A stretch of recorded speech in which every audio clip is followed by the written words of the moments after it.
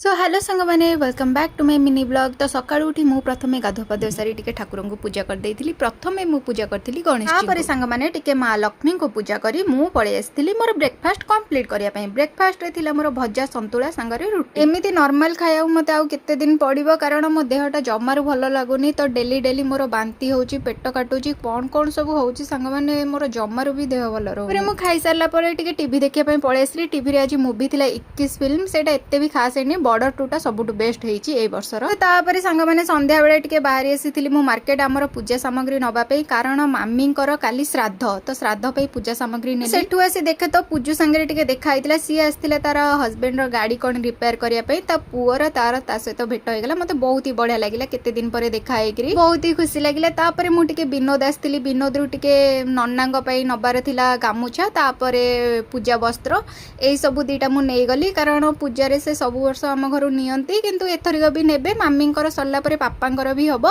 तो मामी पापांकर पूजा पे मु पूजा वस्त्र नेकरी सेठू पळे आसिली। लापरे सांग माने कोन मो पेट एते जोरे काटला जे तो मु मौसुमी पीवा पई गली कारण डॉक्टर मते कहिसंती टिके लाइट खाइबा पई हेवी खाया न खाया पई। सांग माने मु पैसाटा पेमेंट करी विनोद रु मु सब जिंस गुडा नै पळे आसिली। तापरे मौसम भी टिके पी देली। तो सांग माने काली हमर नेक्स्ट वीडियो रे देखाबो कारण श्राद्ध पूजा काली अछि। तो थैंक्स फॉर वाचिंग। जय जगन्नाथ।